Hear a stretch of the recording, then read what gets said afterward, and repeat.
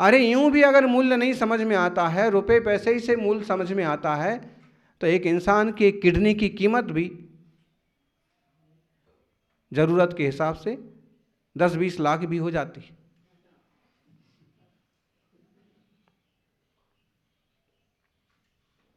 अमीर ग्राहक मिल गया, किडनी का मरीज मिल गया तो करोड़ रुपए भी हो सकते हैं। लेकिन पैसे से मत नापिए, ये बेस कीमती पर्याय है। इस पर्याय को पाकर के, संयम लेकर के, साधना करके और जीव मोक्ष भी जा सकता है। आचार्य गुणभद्र कहते हैं, है तो बहुत कीमती पर्याय, लेकिन सदुपयोग करो तो कीमती है, वरना काने गन्ने के समान बेकार भी है। 81 नंबर का श्लोक लिखा है, व्यापत पर्वमयं विराम विरसम मूलेप्य भोग्योचितम विश्वक्षुच्छत पात कुष्ठ कुथिता दिग्ग्रामयैश्छिद्रितं मानुष्यं गुणभक्षितेक्षु सदृशं नामैकरम्यं पुनः निस्सारं परलोक बीजमचिरात् कृत्वेह सारी कुरु। यह मनुष्य शरीर घुन के द्वारा खाए हुए काने गन्ने के समान है। घुन के द्वारा खाया हुआ काना गन्ना मतलब उसमें लाल लाल धारी पड़ जाती है पूरे में, या फिर घुन ने उसको खा लिया तो एक तरह से पोला टाइप का हो जाता है उसको, और फिर वो किसी काम का नहीं रहता। अगर उस खाने में आए तो बड़ा गंदा भी लगता है और जीभ भी कट जाती है। काना पौड़ा हाथ पड़ा यह चूसे तो रोवे, और फले अनंत जो धर्म ध्यान की। वो लाइनें इसी श्लोक से ली गई हैं, बनाई गई हैं, ऐसा समझो। गुरुदेव कहते हैं, यह मनुष्य शरीर घुन के द्वारा खाई हुई काने गन्ने के समान है। इसमें अनेक आपदा रूपी गांठें हैं, वैसे ही सड़ रहा है, और फिर बीच बीच में अगर कहीं इतना उतना रस वगैरह दिखे तो फिर गांठें हैं। गांठें भी तो कितनी कठोर होती हैं, आपदा रूपी गांठें हैं। अंत में नीरस है, गन्ने का जो ऊपरी का हिस्सा होता है, आखिरी आखिरी के पत्ते वाला, उसमें कोई रस नहीं होता है। अंत में नीरस है, मूल में भी खाने योग्य नहीं है। मूल में उसमें थोड़ा बहुत रस तो निकल सकता है, लेकिन जड़ें ऐसी होती हैं कांटे कांटे कांटे कांटे जैसी कि वो किसी भी ढंग से उसे खाया नहीं जा सकता।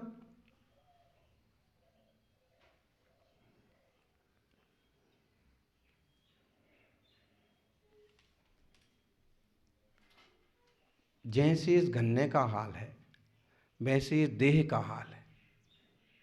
इसकी शुरू की अवस्था जो है, बचपन की अवस्था, पत्तों वाली अवस्था मान लो, जड़ वाली अवस्था मान लो, किसी उपयोग की नहीं है। बच्चे क्या समझते हैं? आप प्रवचन कर रहे हैं, आप प्रवचन सुन रहे हैं, लेकिन उनको खेलना है तो खेल रहे हैं, रोना है तो रो रहे हैं, कुछ भी शब्द बोलना है तो बोल रहे हैं। उन्हें इसका कुछ अंदाज ही नहीं लग रहा है कि क्या हो रहा है। कई बार तो इस टाइप के प्रवृत्ति में 10, 12, 15 साल का जीवन भी चला जाता है, और उसके बाद एक तरह से खेल का माहौल बनता है। उसके बाद फिर एक तरह का आकर्षण पैदा होता है। 25-27 साल तो यूँ निकल जाते हैं। शुरू का जीवन भी ऐसे ही है, और आखिरी का जीवन, बोलो, आखिरी का जीवन कई लोग कहते हैं कि बाद में कल्याण कर लेंगे, बुढ़ापे में दीक्षा ले लेंगे। अभी हमारी उम्र ही क्या है? भाई उम्र क्या है आपकी? कभी तो ना 80 साल के बाबा जी को बोलो तो भाई अभी तो महाराज टाइम है। कितना टाइम है भाई? काय बात के लिए टाइम है, हैं?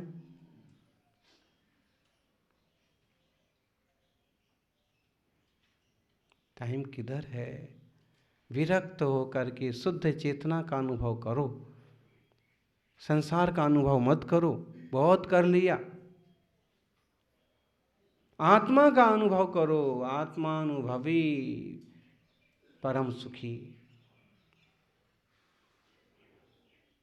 वो बचपन के वर्षों में कुछ नहीं होने वाला, बुढ़ापे के वर्षों में भी कुछ होने वाला नहीं है। बोल भी देते हैं उनको, जैसे कोई ज़्यादा प्रेरित करे कि दादाजी अब तो ले लो, अब कुछ नहीं होता महाराज।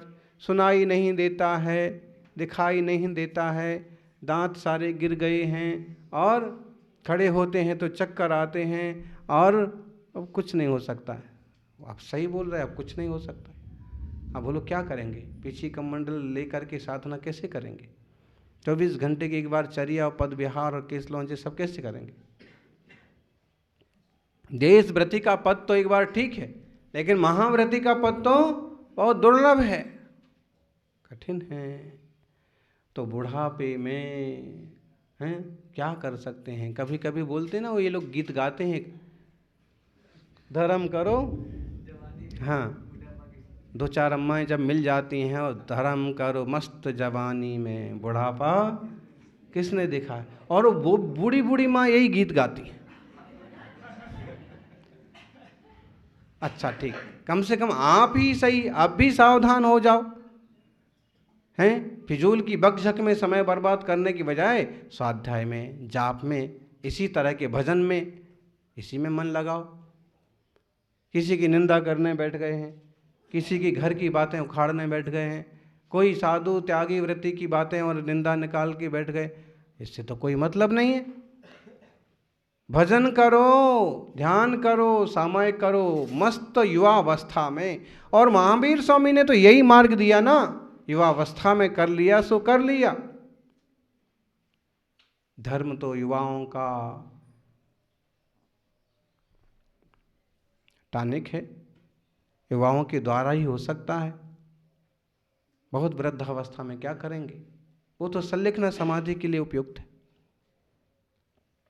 तो कह रहे कि आखिरी भी अच्छा नहीं है, शुरुआत भी अच्छी नहीं है। गन्ने का उदाहरण दिया, पूरा घटा के बताया। आप कहो कि जवानी तो है ना, इसमें करेंगे मौज मस्ती, तो आचार्य श्री कह रहे हैं कि जैसे बीच बीच में गांठें हैं, ऐसी इस युवावस्था में बीच बीच में कितनी गांठें आती हैं, कितनी परेशानी आती हैं, कितने विकल्प आते हैं। और इसमें भी कभी किसी ने कैंसर बता दिया, कि कभी कोई क्षय रोग बता दिया, कि कोरोना है, तो अच्छे अच्छे हंसने वालों को रोना आ जाता है।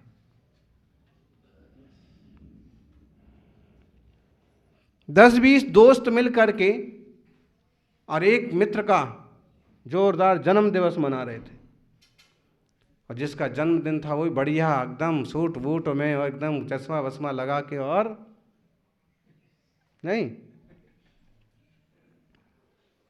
बिल्कुल सज सवर के और नाच रहा, खेल रहा, कूद। 2 दिन से उसको थोड़ा ऐसे फील हो रहा था कि जैसे सर्दी खांसी हो रही है, थोड़ा सा मितली आ रही है, और अपने उसने एक रिपोर्ट दी थी डॉक्टर के पास।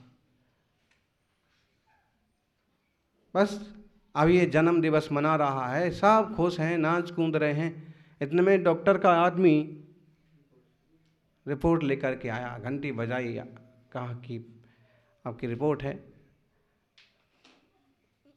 बड़े आदमी का बड़ा बेटा, घर पर रिपोर्ट आ गई, देखी, पढ़ी दोस्तों ने। तैसे उसकी नज़र गई उस पर, जैसे उसने देखा क्या, कोविड, कोरोना है, मेरी रिपोर्ट में कोरोना आया है और इसका स्तर भी काफ़ी ऊपर चला गया है। जैसे उसने अपनी रिपोर्ट देखी, उसका चेहरा फक पड़ गया, चेहरा उतर गया, चश्मा भी उतर गया। और जैसे उसका रिपोर्ट दोस्तों के हाथ में आई कि आखिर इसको हुआ क्या है, एक तो बात करना बंद कर दिया, नाचना कूदना बंद कर दिया। और दोस्तों ने रिपोर्ट देखी, तो एक आध था कि कंधे पर हाथ रख के कहा भाई धैर्य रख, शांति रख, अच्छा हो जाएगा। एक आध ने कहा कि हम तेरे साथ खड़े हैं। और जो 20-25 थे ना, सब कहाँ लापता हुए। 1 मिनट के अंदर पूरा हाल खाली, सारी गाड़ियां गायब। फिर मम्मी पापा भाई उन्होंने ही संभाला, कोई दोस्त काम नहीं आया। कोविड है मतलब मरना 99%। कई लोग तो ना, आज रिपोर्ट आई और 2 दिन में तो फैसला हो गया। बड़ा विचित्र है। तो अपन इसी को ही नहीं, ऐसी ढेरों बीमारियां देह में हो सकती हैं। अगर हम इसी बात को ध्यान में ले लें कि इस शरीर में तो ढेरी बीमारियां हैं, और मुझे अब ये समझ लेना चाहिए कि काने गन्ने के समान ये शरीर है। तो अब अगर वो अच्छा भी दिख रहा है बीच बीच में, तो उसको खाते मत बैठो। शरीर को अच्छा स्वस्थ दिख रहा है तो भूखे उसको भोगते मत बैठो। उसके आधार से क्या करो, साधना करो। धर्म ध्यान की भूमि बिसे बोवे। अगर बुद्धिमान है कोई व्यक्ति, एक तो है कि अब ये गन्ना किसी काम का नहीं है, अब लेकिन बीच बीच में थोड़ा थोड़ा, इस गांठ के बाद थोड़ा सा रस है, इस गांठ के बाद थोड़ा सा रस है। यदि बेवकूफ़ी करता है इस रस को भोगने की, तो जीभ कटेगी, परेशानियां खड़ी होंगी, और क्लेश ही क्लेश सामने आएगा। फिर गांठ आएगी, फिर गांठ आएगी। ऐसे ही देह है कि अगर हमें लग रहा है कि हमारा अभी अच्छा समय है, शरीर स्वस्थ है, बुद्धि बढ़िया काम कर रही है, तो इसको भोग लेना, विषयों में बर्बाद कर देने में बुद्धिमानी नहीं है। बुद्धिमानी इसमें है कि वो सारी गांठें निकाल के काट ली जाएं व्यवस्थित, और एक एक को भूमि में बो दिया जाए, जमीन में बो दिया जाए, तो नए गन्ने पैदा हो जाएंगे, अच्छे वाले गन्ने पैदा। गन्ना कैसे उगता है? कांट से ही पैदा होता है। अच्छे गन्ने पैदा हो जाएंगे। ऐसे इस काने भौणे शरीर को, काले कलूटे शरीर को, बीमार हो जाने वाले को, आधा ऐसे चले जाने वाले देह को, कभी भी कोई बीमारी लगने की शक्यता वाले देह को अगर धर्म ध्यान की भूमि में बो दिया, तो स्वर्ग मोक्ष रूपी नए गन्ने आ जाएंगे। जिनने ऐसा किया, आप देख लो उन महापुरुषों का जीवन, आनंदमय जीवन जिया। 24 तीर्थंकर हैं, अनंत अनंत जो सिद्ध हुए हैं, ऐसे ही हुए हैं। एक बार देह पाया था, एक बार सम्यक ज्ञान पाया, सम्यक श्रद्धान पाया, साधना का मार्ग पाया, तपस्या के क्षेत्र में उतरे और वेद विज्ञान के बल पर पार हो गए।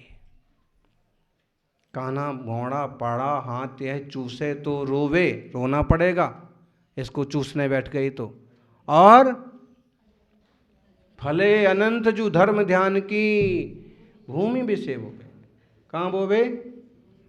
भूमि बिसे। कहाँ की भूमि? धर्म ध्यान की भूमि। सौभाग्यशाली हैं आप लोगों में भी कई सारे श्रावक जिनका धर्म ध्यान में उपयोग लगता है।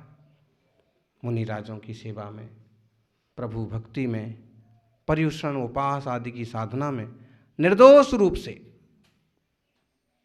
सहजता से चित्त लगता है।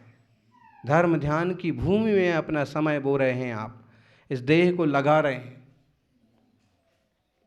तो यह अनंत फलदायी बनेगा, अनंत सुखदायी बनेगा।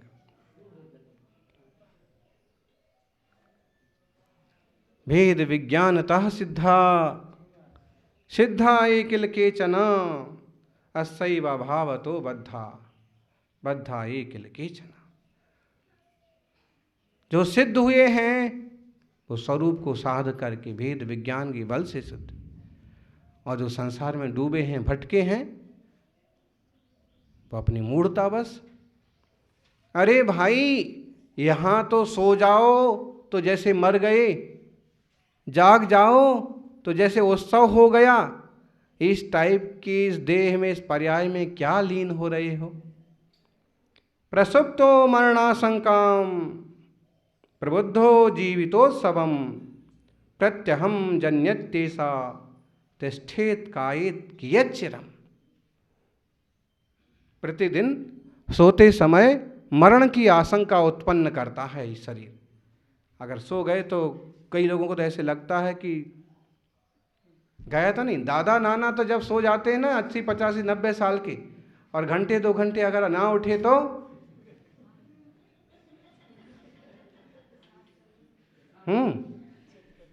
तो प्रतिदिन सोते समय मरण की आशंका उत्पन्न करता है और जागते हुए जीवन का उत्सव करता है। जब तक जागता है तो नाचता है, कूदता है, इधर उधर घूमता है, और जागता है तो उत्सव करता है। ऐसी दशा वाला यह जीव शरीर में क्या चिरकाल तक रहेगा? बोलो। बीमार पड़ गया कि कोई तकलीफ आ गई कि सो गया तो लगता है कि अब गए कि कब गए, कि मर तो नहीं जाएंगे, बहुत आकुल व्याकुल हो जाते हैं। और फिर जरा सा पटरी पर गाड़ी आई, थोड़ा सा तबीयत सही हुई कि फिर मगन उसी में। अरे भाई, ऐसे मगन हो जाते हो तो क्या इस शरीर में हमेशा रहने वाले हो? नहीं, यह जीव हमेशा इस देह में रहने वाला नहीं है। सो जाते हैं तो अपन यही समझ लें कि थोड़ा सा मर गए, और जाग जाते हैं तो धन्यवाद करें सांसों का कि अभी और आयु और सांसें बाकी हैं। हम इसे धर्म ध्यान में लाएं। सांसों का क्या भरोसा, रुक जाएं चलते चलते। ये चिराग जिंदगी का, ये चिराग जिंदगी का बुझ जाए जलते जलते, बुझ जाए जलते जलते। हो कागज की नाव है, कागज की नाव है, गल जाए गलते गलते, फट जाए गलते गलते। जिसका उदय हुआ है निश्चित वही ढलेगा, जिसका उदय हुआ है निश्चित वही ढलेगा। सबसे एक कह रहा है, ये सूर्य ढलते ढलते। अपन इस बात को समझें, सावधानी से सांसों का उपयोग करें। जय बोलिए 24 तीर्थंकर भगवान की।